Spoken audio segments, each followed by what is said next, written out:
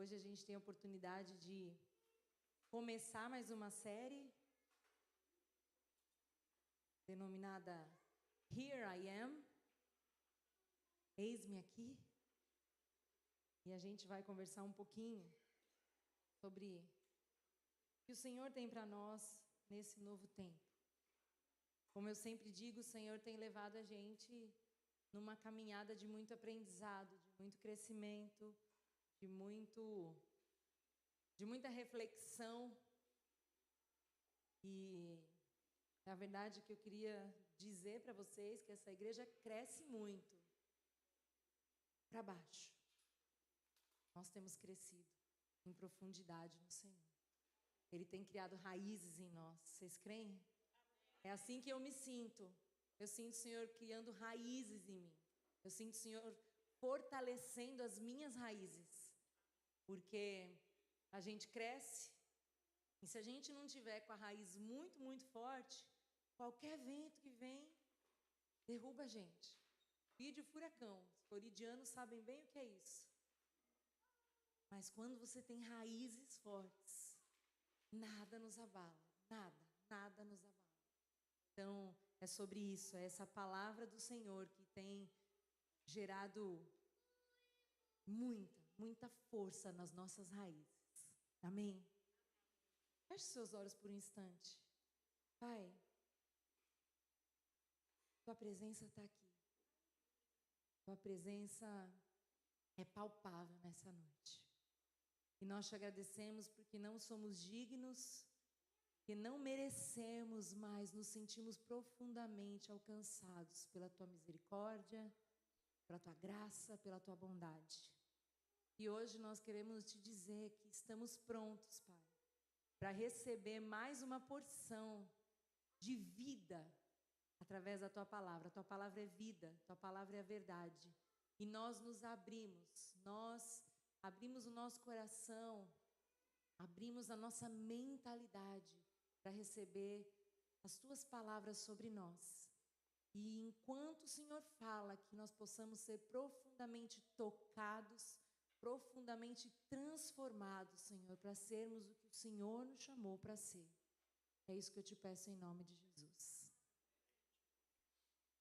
Isaías 6, nós vamos ler do 1 ao 8. Isaías 6, do 1 ao 8.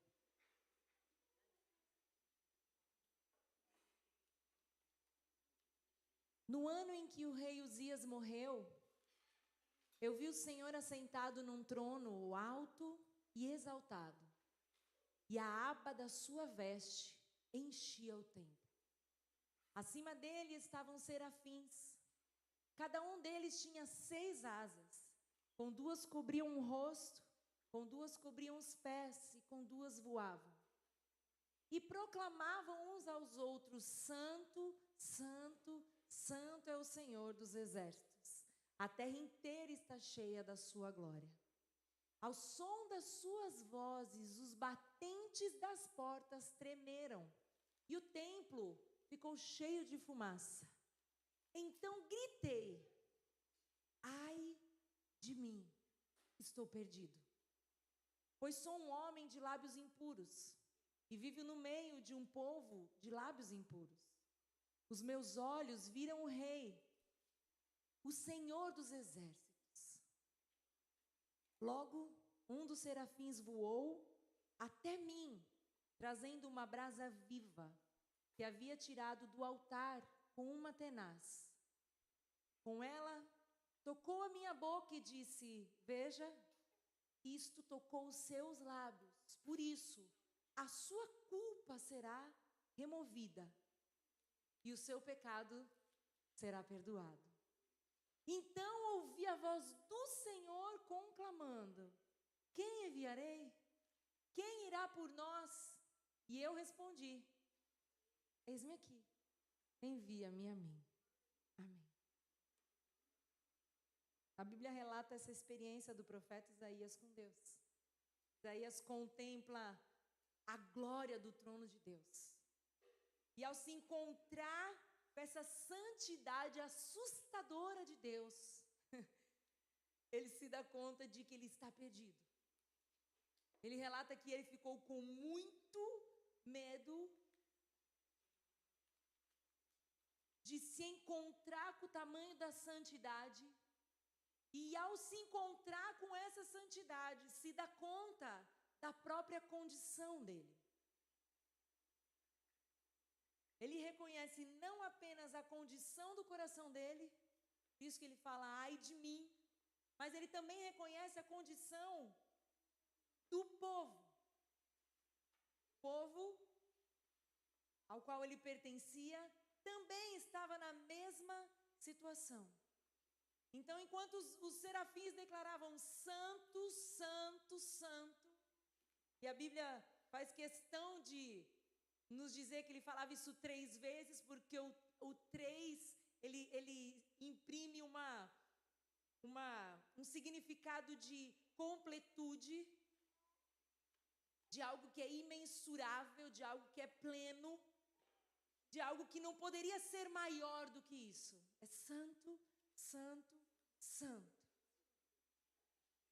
E a Bíblia fala que, além disso, além dele ouvir esses anjos, os serafins, os batentes da porta também tremeram, e o templo todo ficou cheio de fumaça. E quando ele vê essa cena, ele fica muito assustado. Porque toda essa cena de santidade versus a condição dele mostrava para ele que existia uma distância muito grande. E às vezes a gente não se dá conta disso, né? Às vezes a gente não se dá conta do tamanho da plenitude do Senhor, do tamanho da santidade do Senhor. Mas ele teve essa experiência e ele teve essa oportunidade de ver. E ao mesmo tempo que ficou deslumbrado com aquilo tudo, ele ficou muito apreensivo, porque naquele momento, olhando para a santidade de Deus, ele pôde ver que a situação dele era muito difícil. A luz que ele via ali revelava a treva do coração dele. No verso 4, ele diz, então eu gritei, ai de mim, eu estou perdido, porque eu sou um homem de lábios impuros e vivo no meio de um povo que também tem lábios impuros. A impureza dos lábios, ela revela a condição do nosso coração. Porque Lucas 6, 43 ao 45 diz assim, nenhuma árvore boa dá fruto ruim, nenhuma árvore ruim dá fruto bom. Toda árvore é reconhecida por seus frutos. Ninguém colhe figos de espinheiros, nem uvas de ervas daninhas. O homem bom tira coisas boas do bom tesouro que está no seu coração. E o homem mau tira coisas más do mal que está em seu coração. Porque a sua boca fala do que está cheio o coração. Lendo para esse verso, a gente percebe que quando Isaías se dá conta de que o problema dele era nos lábios, a verdade é que os lábios só eram a pontinha de um iceberg. O que ele estava expressando ali era só um pedacinho de uma condição terrível do próprio coração dele. Os lábios impuros, eles expressavam a raiz de iniquidade, aquele pecado, aquela condição que estava enraizada no íntimo dele. Era aquela natureza pecaminosa da qual sozinho ele não poderia se livrar. E aí naquele momento Isaías se arrepende. Quando ele se dá conta da condição do coração, ele se arrepende e ele diz, ai de mim. É como se ele dissesse, misericórdia. Porque a gente aprendeu que misericórdia é isso, né? É quando o Senhor tem toda a razão de nos castigar, mas ele se abstém desse direito para nos curar. pensando sobre isso, o Espírito Santo me fez refletir muito sobre esse eis-me aqui. Porque a gente costuma dizer, Senhor, eis-me aqui. Eis-me aqui. Mas eu não posso dizer eis-me aqui sem dizer ai de mim. Porque senão o seu eis-me aqui, ele não está comprometido com uma mudança, com uma transformação que precisa acontecer na tua vida. É só um eis-me aqui, sem comprometimento. O eis-me aqui tem que trazer uma reflexão sobre como eu sou, como eu estou, como eu tenho sido, como andam meus lábios. Porque se a palavra está dizendo, isso não é ditado não, tem gente que acha que isso é um ditado, não é um ditado não, virou um ditado, mas isso é um verso. E a boca fala do coração, está cheio, a gente precisa parar para perguntar. Antes de dizer, eis-me aqui, Senhor, eu quero fazer tudo, eu tenho que parar para me perguntar, qual que é a condição do meu coração? Qual que é a motivação do meu coração? E os lábios são um termômetro. Essa é a realidade. A gente normalmente fala, depois a gente até se arrepende e fala, poxa, eu não devia ter falado isso, me desculpa. Mas poucas vezes a gente para pensar, por que eu falei isso? Qual que é a raiz dessas palavras que acabaram saindo de mim? E a primeira pergunta para a nossa reflexão hoje é, que palavras têm saído da tua boca? Porque se elas são palavras de bênção, se elas são palavras de esperança, se elas são palavras de fé, elas estão mostrando que o teu coração está numa boa condição. Mas se as tuas palavras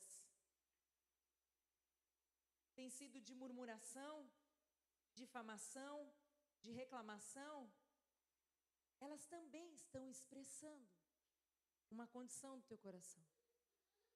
E eu queria perguntar para você e para mim, como andam os nossos lábios?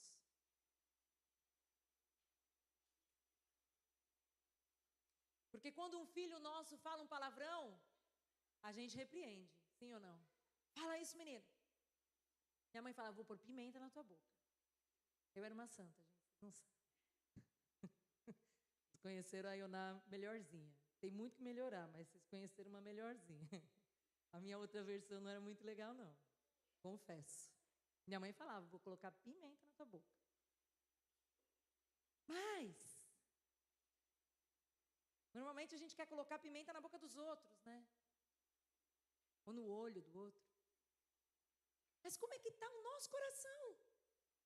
Será que a gente tem parado para observar as nossas reações? Porque as ações são mais fáceis. As ações normalmente a gente pensa antes de fazer, antes de agir, mas as reações elas costumam ser mais automáticas, elas são mais impulsivas e nessa impulsividade a gente acaba falando o que a gente não devia falar, mas o problema não é nem falar o que não devia falar, é parar para pensar por que eu estou falando, por que eu estou reclamando, por que eu estou me expressando dessa maneira.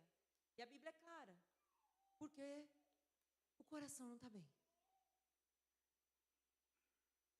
Salmo 139, 23 e 24 diz assim, sonda-me, ó Deus, conhece meu coração, prova-me e conhece as minhas inquietações. Vê se em minha conduta algo te ofende e dirige-me pelo caminho eterno.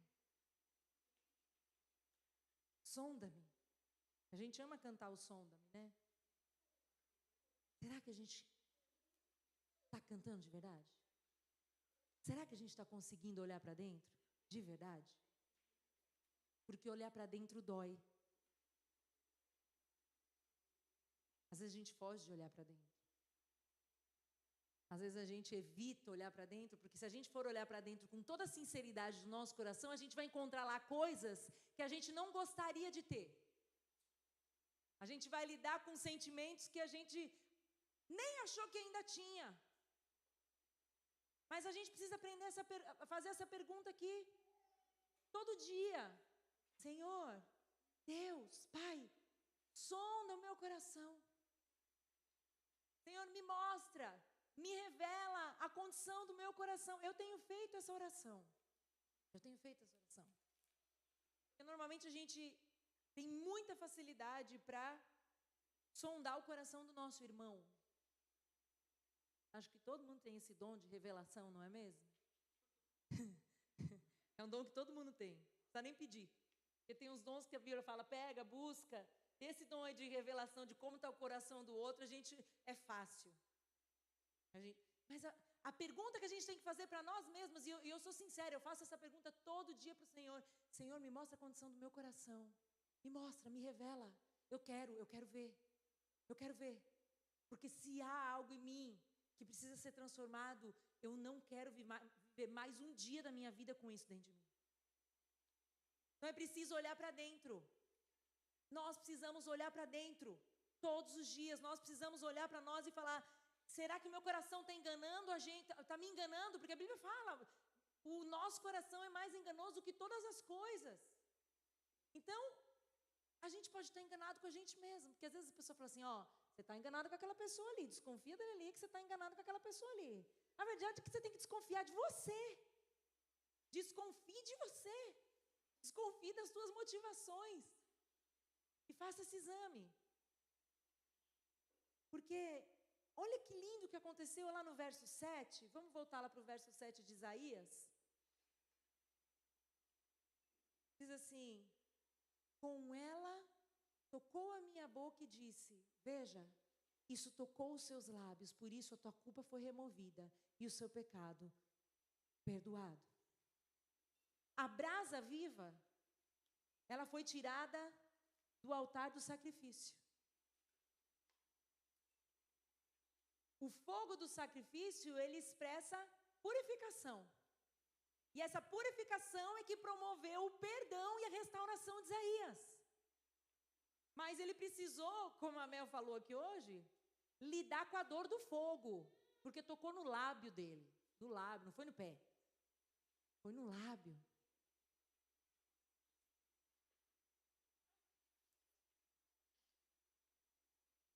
Será que a gente está deixando que o Senhor realmente pegue essa brasa viva e toque a real condição do nosso coração? Ou a gente está caminhando querendo fugir da brasa viva? É mais fácil fugir da brasa viva. Nem todo mundo quer passar pelo processo de purificação. Mas olha aqui o que aconteceu. No verso 8, diz assim, então, a partir do momento que ele permitiu que os lábios dele fossem tocados e ele fosse purificado, a partir daí, olha o que aconteceu aqui.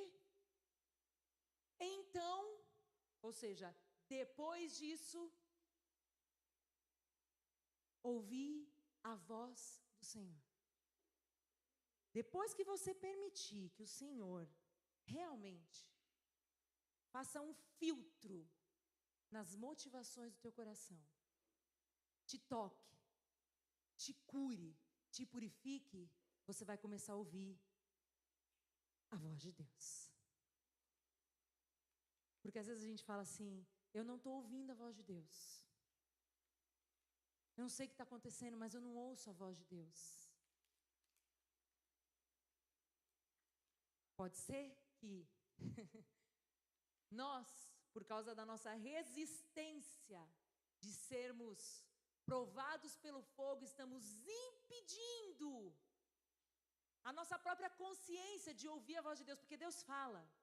Ele está sempre querendo, Ele não desiste de nós. Ele quer falar, Ele quer se revelar, esse é o plano dele. Mas às vezes a gente se fecha porque a gente está resistente. Mas é lindo o que aconteceu nesse processo. É tremendo o que aconteceu, porque depois de ser tocado, de ser perdoado, de ser purificado de uma culpa, ele diz que ouviu a voz do Senhor, e a voz do Senhor disse: a quem enviarei? Quem irá por nós? E a resposta foi pronta: aqui estou, envia-me a mim. Aqui estou, envia-me a mim. Deus não vai enviar quem não permitiu que a brasa o tocasse. Deus não vai. Você pode ter o coração mais generoso do mundo, você pode ter supostamente as melhores intenções, mas se você não permitir que a brasa do altar toque os teus lábios e te cure da tua condição de iniquidade, não tem para onde ir. Você pode até dizer: eis-me aqui. Você não consegue sair do lugar. Isaías era um profeta. E o que é um profeta? O significado da palavra profeta é porta-voz. Profeta é aquele que proclama a verdade. Profeta é aquele que olha para o mundo e conta as verdades para o mundo. É aquele que ensina, é aquele que revela, é aquele que expressa fielmente a palavra de Deus para que as pessoas se conscientizem e sejam libertas. Esse é o profeta. O profeta não é quem prevê futuro.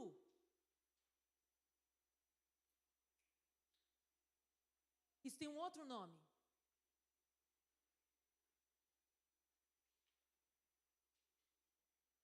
Profeta não é quem prevê o futuro. Profeta é aquele que ouve a voz e te conta a verdade. E te conta da realidade. Esse é o profeta. Nossa, Iona, mas então, legal, entendi, mas o que isso tem a ver comigo? Vamos para o Novo Testamento? Mateus 28, do 16 ao 20. Agora a gente vai entender o que isso tem a ver com a gente. Os 11 discípulos foram para Galiléia, para o monte que Jesus lhes indicara. Quando o viram, o adoraram, mas alguns duvidaram. Então Jesus aproximou-se deles e disse: foi-me dada toda a autoridade nos céus e na terra. Portanto, vão e façam discípulos de todas as nações, batizando-os em nome do Pai, do Filho e do Espírito Santo, ensinando-os a obedecer tudo que eu ordenei a vocês. E eu estarei sempre com vocês até o fim dos tempos. Você é um profeta. Queria te dizer, se você nunca ouviu isso de ninguém, eu queria dizer, você é um profeta. Nós somos profetas. O Senhor nos chamou como profetas. O Senhor te chamou para profetizar. O Senhor te chamou para expressar a verdade, porque a verdade liberta. E se você foi chamado para ser profeta, você foi chamado para libertar. Mas agora, nessa nova realidade, onde a graça já foi derramada sobre nós, onde o Espírito Santo já foi derramado sobre nós, a gente não precisa mais, mesmo que seja importante, ficar o tempo todo só falando. Porque o nível de responsabilidade é muito maior. O nível de responsabilidade que o Senhor derramou sobre nós nesse tempo é maior. Então eu não sou só chamada, você não é só chamado de profeta para ler a Bíblia para alguém. E às vezes a gente fica nessa tentativa, né? Gente, eu já tive tanta vontade de obrigar as pessoas a ler a Bíblia. É uma confissão. Verdade, Ana Lívia? Eu tive vontade de obrigar, porque assim, quando você conhece algo e você sabe que aquilo ali é surreal, você quer que o outro experimente, você quer que o outro... Eu já tive vontade de obrigar as pessoas. Falar assim, vai ter que ler. Até que eu descobri que eu não tenho poder nenhum em relação a isso. Em relação a obrigar alguém a ler, eu incentivo. Todo mundo sabe. Eu amo incentivar as pessoas a ler a palavra, porque eu sei que quando você lê a palavra, você tem porções de revelação que você não teria se você não tivesse em contato com a palavra. A palavra tem esse poder. A palavra tem poder. Ele é o verbo, Jesus é o verbo. Então, se você entra em contato com aquela palavra, você está em contato com o próprio Cristo. Isso é muito poderoso. Mas agora, a profecia vai ser revelada não só através das nossas palavras, ou através de um estudo bíblico, ou através de uma forçação de barra, com alguém que às vezes nem quer. Mas ela vai ser revelada através de quem nós somos. O profeta da graça, profeta do novo tempo, é o profeta que vive. E vivendo, revela. Porque para pregar, até o chat GPT prega. Sim ou não? Sim. E prega muito melhor que a Ioná. Muito melhor que a Ioná. As palavras são perfeitas, as conexões, as ligações, as frases de ligação. É tudo muito perfeito. Então o chat GPT prega, fala.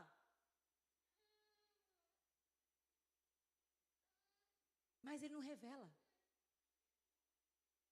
Google não revela nada para ninguém. Ele te conta o que você não sabe, mas ele não te revela nada.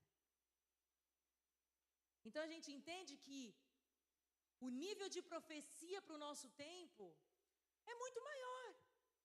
Porque como profeta no meu tempo, quando eu digo eis-me aqui, eu preciso me comprometer não só a falar sobre o que eu creio, mas eu preciso me comprometer a viver o que eu estou crendo, porque é isso que vai me dar autoridade.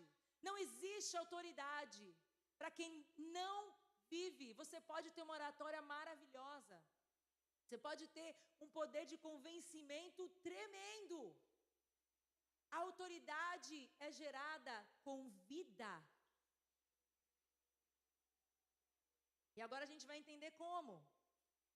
Porque nesse caminho de profecia, de sermos profetas, nós vamos entender que nós somos a revelação de quem Cristo é. Você é a revelação. Você é a manifestação da natureza de Cristo. Enquanto você manifesta essa nova natureza, Ele é conhecido. É um pouquinho mais difícil. Esses dias uma pessoa falou assim pra gente, se alguém falou que esse negócio de evangelho é fácil, mentiu. Porque não é. Falar, viver. Vamos ler Romanos 12. Nós vamos ler Romanos 12 todinho. Porque tudo aqui é muito poderoso. Portanto, irmãos, rogo pelas misericórdias de Deus, que se ofereçam em sacrifício vivo, santo e agradável a Deus. Este é o culto racional de vocês. Não é celebração da Casa Church. Não é. Culto racional é outra coisa. Não se amoldem ao padrão desse mundo, mas transformam-se pela renovação da sua mente, para que sejam capazes de experimentar e comprovar a boa, agradável e perfeita vontade de Deus. Gravem isso. Sacrifício vivo, experimentar e comprovar a vontade de Deus. Por isso, pela graça que me foi dada, digo a todos vocês, olha aqui o olhar para si. Olha o olhar para dentro aí agora. Ninguém tenha de si mesmo um conceito mais elevado do que deve ter. Tá começando a pegar, né? Mas, ao contrário, tem um conceito equilibrado, de acordo com a medida da fé que Deus lhe concedeu. Assim, como cada um de nós tem um corpo com muitos membros, e esses membros não exercem todos a mesma função, assim também em Cristo, nós que somos muitos, formamos um corpo. E cada membro está ligado a todos os outros. Temos diferentes dons de acordo com a graça que nos foi dada. Se alguém tem o dom de profetizar, use-o na proporção da sua fé. Se o dom é servir, sirva. Se é ensinar, ensine. Se é dar ânimo, que assim faça. Se é contribuir, que contribui generosamente. Se é exercer liderança, que a exerça com zelo. Se é mostrar misericórdia, que o faça com alegria. O amor deve ser sincero. Odeiem o que é mal, apeguem-se ao que é bom. Dediquem-se uns aos outros com o amor fraternal. Prefiram dar honra aos outros mais do que a vocês.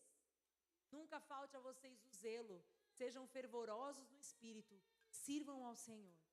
Alegrem-se na esperança. Sejam pacientes na tribulação. Perseverem na oração.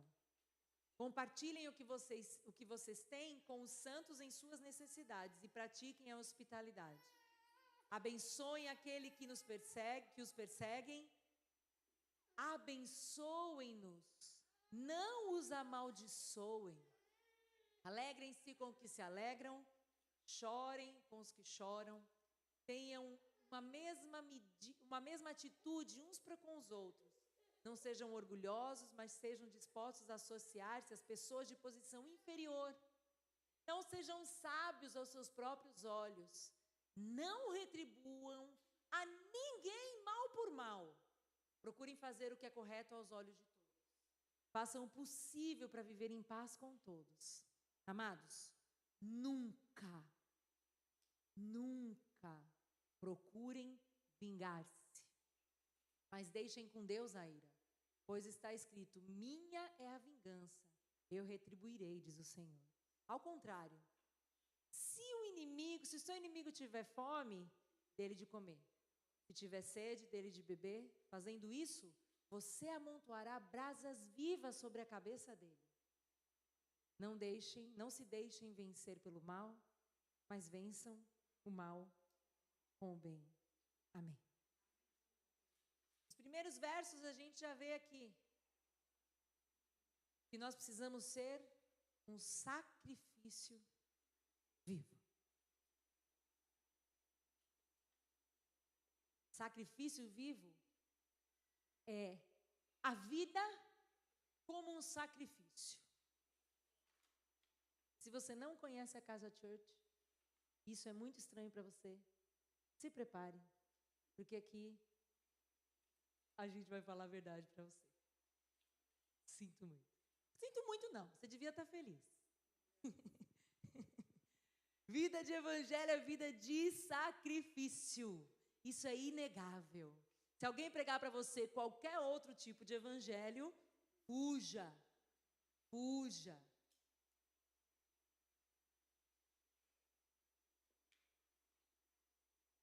A vida de sacrifício é a vida que revela quem nós somos. A vida de sacrifício é a vida que revela a quem nós pertencemos. Então, a vida de sacrifício é aquela vida que ela se rende completamente à vontade de Deus. E você sabe o que é se render completamente à vontade de Deus? E isso é difícil de ouvir, mas é abrir mão do controle.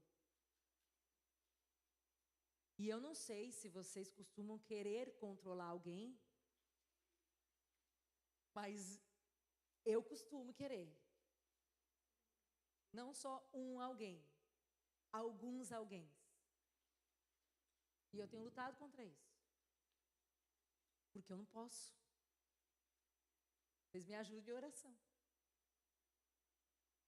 Porque se eu quero viver a vontade de Deus, eu preciso entender que eu não posso e não devo nem querer controlar ninguém.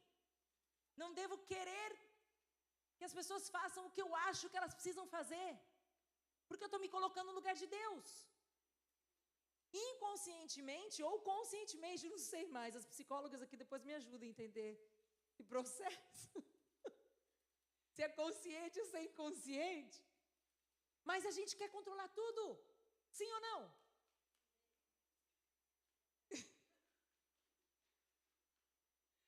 Tem umas pessoas que se confessam mais facilmente, tá tudo bem.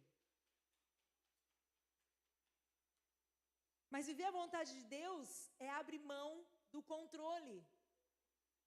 Porque quando você abre mão do seu controle, aí sim você permite que o Senhor controle tudo. E é só assim que você vai conseguir ser a revelação de quem Ele é. Porque se você continuar querendo controlar tudo, você vai revelar algo, com certeza. Mas você vai revelar quem você é. Você vai revelar quem você tem vontade de ser. Ou vai revelar a condição do teu coração. Mas quando a gente abre mão desse controle, a gente vive a vontade de Deus. O que será que você está tentando controlar que Deus está te dizendo hoje? Step back. Será que é a tua própria vida? Eu queria te dizer, mas aí você diz assim, mas peraí, é a minha própria vida. É a minha vida. Quem manda na minha vida? Ah, alguém falou a palavra certa aí. É Deus. Mas no ditado popular, quem manda na vida sou eu. Não disseram isso desde pequenininho para você? Quem manda na minha vida sou eu. Ninguém tem nada a ver com a minha vida, não é assim? No Evangelho, essa dinâmica não funciona. No Evangelho, quem manda na tua vida é Cristo. No Evangelho, quem governa a tua vida é Cristo. E se você não estiver disposto a viver esse nível de entrega, esse nível de oferta, não adianta dizer que crê. Porque se a gente crê no Evangelho, a gente vai entender que a gente vai precisar abrir mão do controle. Ser sacrifício vivo não é oferecer sacrifício dos outros. Sacrifício vivo é ser o sacrifício em benefício do outro. Vou repetir. Ser sacrifício vivo é se sacrificar para que o outro seja abençoado. E é um sacrifício vivo porque é algo que vive em nós. E engloba todas as áreas da nossa vida.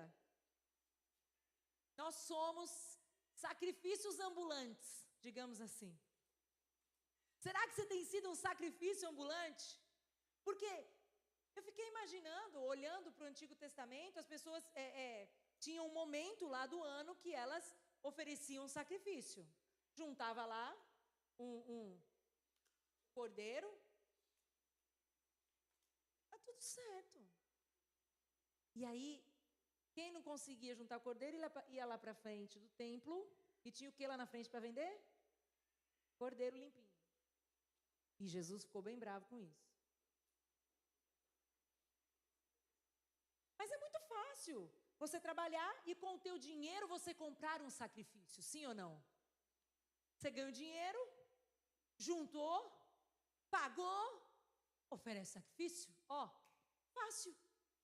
Trabalha umas horinhas a mais, faz um overtime aí, compra o sacrifício e oferece. Muito mais difícil é ser o sacrifício, porque o ser o sacrifício não é no final de semana, não é uma vez por ano. Ser o sacrifício é acordar sendo sacrifício, é dormir sendo sacrifício, é reagir sendo sacrifício. E aí o nível de responsabilidade aumentou. Mas devia ser um prazer para nós. Porque se ser um sacrifício é ser expressão do amor, eu devia estar grato pela oportunidade de ser esse sacrifício. Nós somos a encarnação do amor. Nós somos a encarnação da vontade de Deus.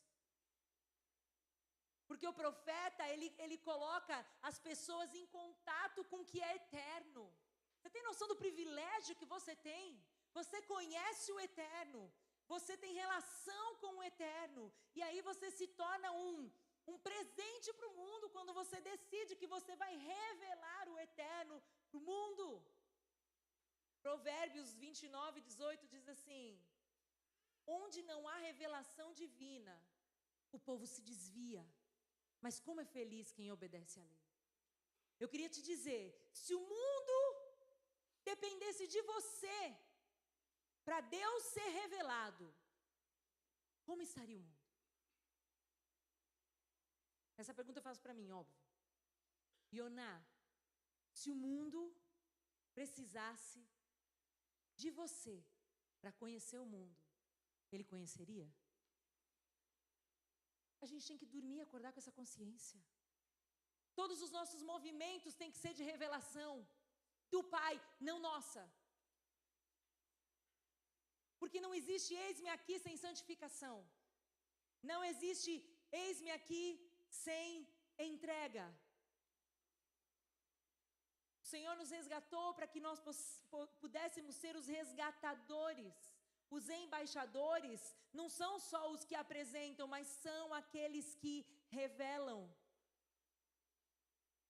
Então, para viver o eis-me aqui, e eu estou terminando, só para falar que eu esqueci de falar por último. Para ser um eis-me aqui, em primeiro lugar, eu preciso ser tocado pela brasa viva, que gera em mim arrependimento.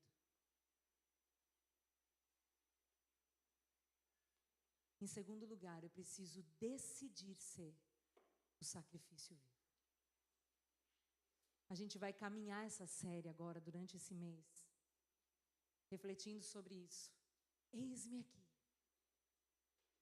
Eis-me aqui, para quê? Eis-me aqui para onde? Eis-me aqui, para quem? Como o meu eis-me aqui vai transformar todo o meu entorno? Porque às vezes a gente quer ganhar o mundo, e a gente quer fazer coisas grandes, porque tem tanta gente fazendo coisa grande por aí. Tem tanta gente, parece que está conquistando tanto, atingindo tanto, ganhando tantos. E às vezes a gente se olha e pensa assim, quem sou eu? Quem sou eu para revelar alguma coisa? Se eu não conheço tanta gente assim, se eu não tenho nem tanto seguidor assim. Eu queria te dizer, se você for responsável, vou dizer de novo, nós falamos que a graça expressa responsabilidade. Não só de viver uma vida de santidade, mas de também se sentir capacitado a pregar esse evangelho. Então eu queria te dizer, se você se comprometer em ser o sacrifício vivo, pelo menos, eu vou falar o mais simples, dentro da tua casa. E se você mora sozinho, no teu ambiente de trabalho. E se você trabalha sozinho, pelo menos na sua rede social. E se você não tem rede social, que bom, parabéns. Eu estou tentando me livrar da minha. Porque isso tira um tempo da gente. Isso rouba um tempo da gente. Mas eu queria te convidar a realmente olhar para dentro, pedir que o Senhor revele a você a condição do teu coração. E quando se encontrar com essa escuridão que o teu coração tem, porque raramente você vai achar que está tudo muito bem. Raramente. Se você encontrar, glória a Deus, continue assim. Mas muito provavelmente, você vai encontrar coisas que você não queria ver. Mas ao se encontrar com essas coisas que você não queria ver, que você tem a oportunidade de se arrepender. olhar para dentro, se arrepender e decidir viver. Porque assim que o eis-me aqui vai fazer sentido. Porque todas as vezes que você fizer essa oração sincera, todas as vezes que você fizer essa oração cheia de verdade, você vai ter a oportunidade de não só ser purificado, de não só ser transformado, de ser perdoado, mas você vai ter a oportunidade de transbordar tudo isso que Ele já depositou em você. Santificados, santificam. Sujos, sujam. Lábios impuros trazem frutos de morte. Lábios purificados expressam vida. E como nós lemos a semana passada, o Senhor colocou diante de nós a vida e a morte. Sim ou não? Mas Ele deixou uma dica. O que Ele disse para nós? Escolham a vida. Amém? Feche seus olhos aí. Mais uma vez, por favor. Pai, a Tua palavra nos ensina tanto. A Tua palavra nos confronta tanto também. Ai, Senhor.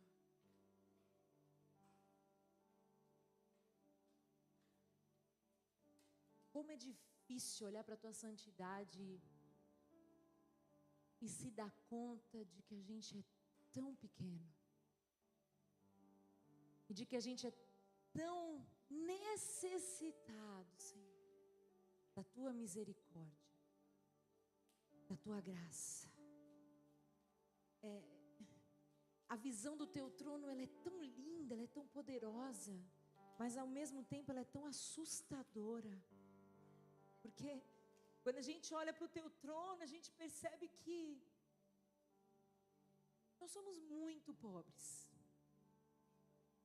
incapazes, inaptos. Mas quando a gente olha para a Tua graça,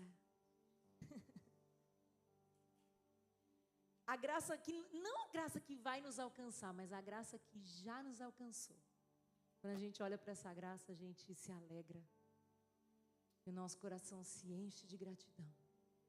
Porque a gente sabe que através da Tua graça, a Tua brasa viva tocou não só os nossos lábios, mas tocou a intimidade do nosso coração, nos purificando das nossas iniquidades.